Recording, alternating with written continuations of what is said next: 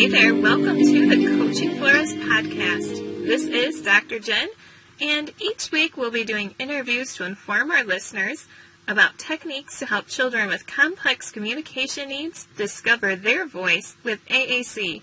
Stay tuned. Hi there, today we are going to be talking about partnering for speech. This is a presentation I did just a couple weeks ago for a local school of ours, and I thought if it was important enough for them to hear, then it might be something you'd be interested in hearing as well. So the premise is that oftentimes when we are making lesson plans for our students, we're thinking about what the child is going to need, the materials, what kind of activity to engage in, what the objectives are, and that sort of thing. But today we're really going to be thinking about us and what's required of me as a communication partner. Now, when I started designing this presentation, I thought about communication, and it really is a two-way street, and it's about one person engaging with another person or multiple people.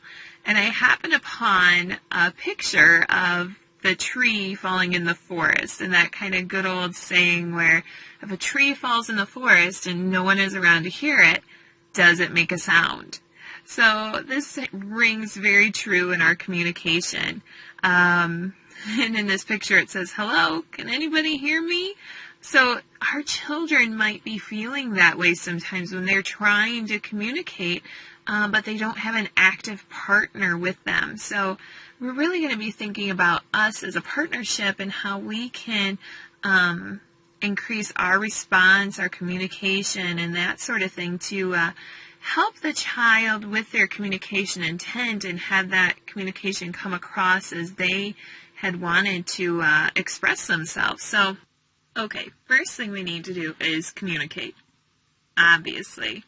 When we do this, we want to think about a turtle and slow down our speech. Not like I'm talking to you today on this podcast where I'm pretty excited, amped up, and probably talking way too quickly.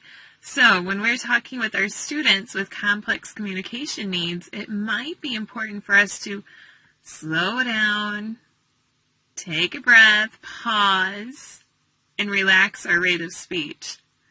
This will help them to internalize or to comprehend and receive the message that we are trying to convey.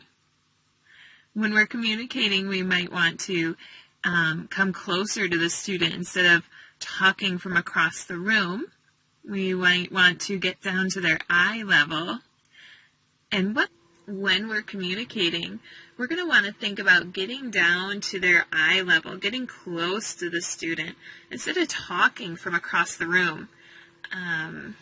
This can be really hard when you need something or your hands are full, that sort of thing. You might just want to yell from across the room, but really, as a communication partner, it's important for us to come and really interact with them and get close to them. Another thing you might want to consider doing is our response time. Think about how we can respond quicker to the child. So, all behavior is communication. So if a child is trying to communicate, trying to initiate, trying to let you know something, think about responding quicker or acknowledging those behaviors sooner instead of letting them think of a toddler banging on the table with their cup. "Oh, do you want some more milk? Oh, is that empty? Here you go." We get busy in our daily lives and in cooking dinner and that sort of thing. I just die when I hear Christian is out there in the living room saying, "Dad, Dad, Dad," and I'm in the bathroom brushing my teeth, and I'm like, "Jerry, respond to him. He's saying your name." So think about responding just sooner, and it's all well-intentioned. We aren't ignoring our children on purpose. We might be wrapped up in checking emails or looking at the news or watching TV or doing dishes, cooking dinner, whatever it is. Or even in the classroom, we might be busy thinking about what's our next step or getting out the materials. So we aren't responding as quickly as we could. Responding quicker to our children is going to reinforce that initiation. So if we can reinforce them attempting communicating, then they're more likely to do it in the future, which is so exciting. And our response can also lead them to then communicating in a different way or in a more effective way in the future as well. So if we can respond sooner to their attempts, that would be awesome. Another thing we can do with our responses, and I talked about this with communicating, but getting down to eye level, but also maybe pointing to the referent in the environment. So referent is a fancy word for pointing to that thing in the environment that you were talking about. So it might be, oh, you want to go down the slide? And pointing to slide. That's going to help the child comprehend what we are saying if we use a gesture.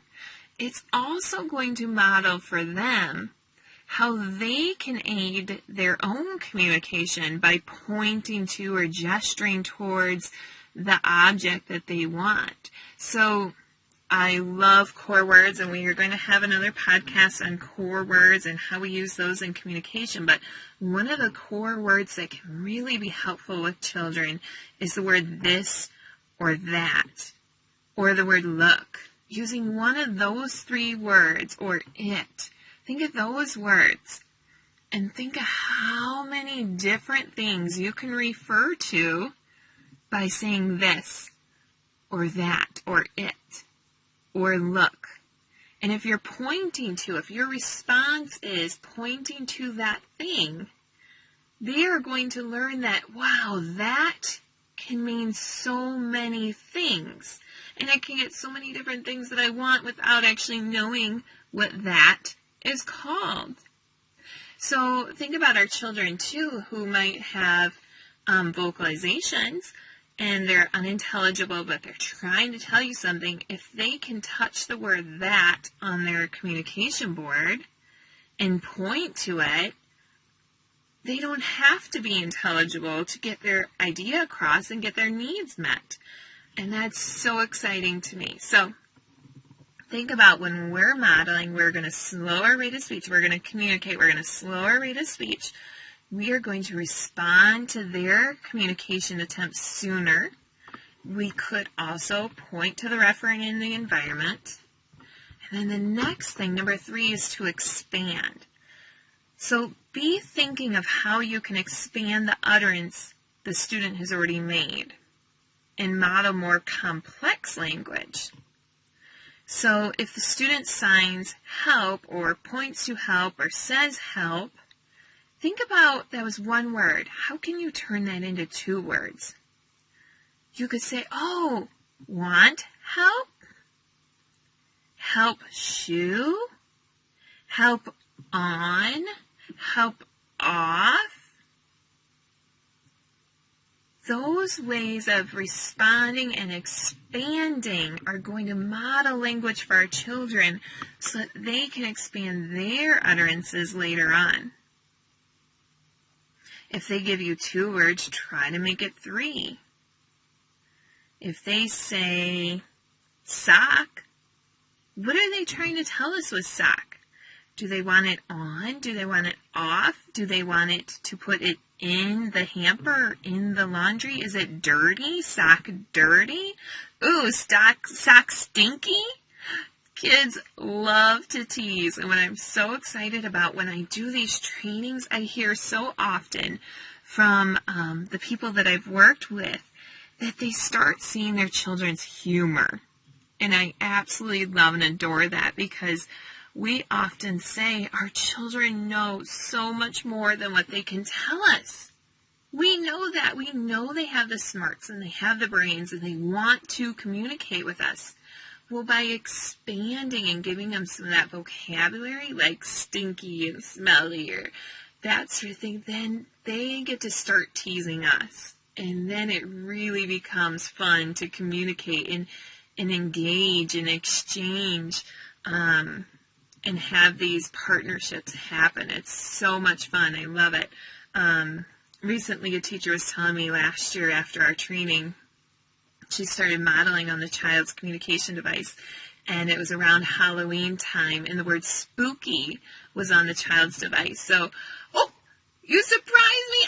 That was spooky. And then the kid would keep teasing her throughout the day and the weeks to come about things being spooky. And he loved the response that he got from her. She was engaged, and her face would be excited, and she would be animated with her arms and her shoulders, and her face would light up, So be thinking about her response in that situation to that child's attempt at communication, or not even attempt, they were communicating. Her response, her engaging response, made it more likely that he was going to communicate again in the future and be more engaging. And so she then can expand upon, too, what he was saying to create more communication utterances. Be thinking about, okay, so I know I'm wrapping all these things together. So we've got communication, our response, expansion, and wait time. Now, waiting can be so hard, and they often say like 12 seconds. Now, if you pause for 12 seconds, it feels like forever. I promise you it isn't. But that 12 seconds is so important for that child to receive what you have given them, process it, and think about how they want to respond. And then figure out how they can respond and communicate that to you. So increasing our wait time, you might want to give the child an expectant look. This encourages them to initiate their own interaction. It allows them time to access their device or to come up with the signs, manipulate their fingers and their hands to create that sign. It encourages the turn-taking part of conversations by sitting there and looking at kind of that expectant or pregnant pause where you're looking at them like, oh, I know you want to tell me something, and that comes back to being engaged in our responses, but waiting and allowing them that opportunity to communicate. Now, we don't ever want to force the communication, but you could say, and look at them, or I wonder what you're thinking. Kind of prompting them, like, give me a response, please. I'm excited to hear from you. And if it doesn't come, that's okay. You can move on. Or you could say, I wonder if you were thinking, and then say this.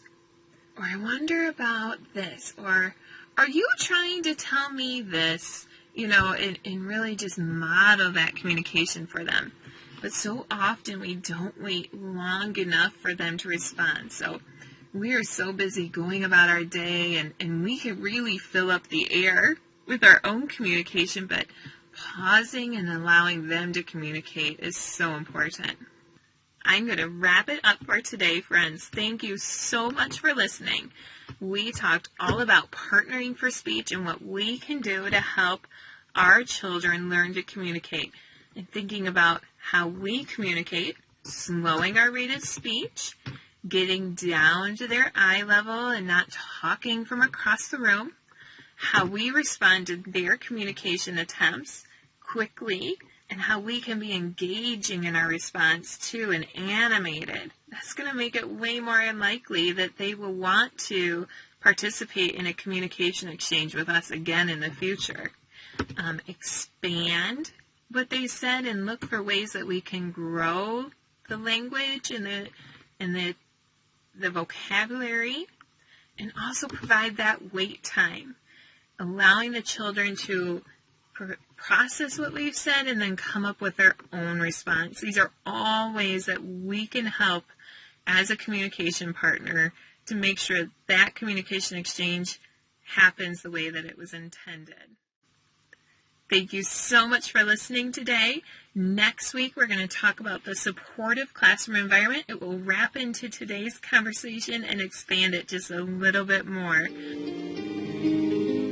Thank you for tuning in to this week's episode. If you could, subscribe to this podcast so you get notifications when new episodes are released, and check out coachingflores.com for downloads and the new Descriptive Word Challenge.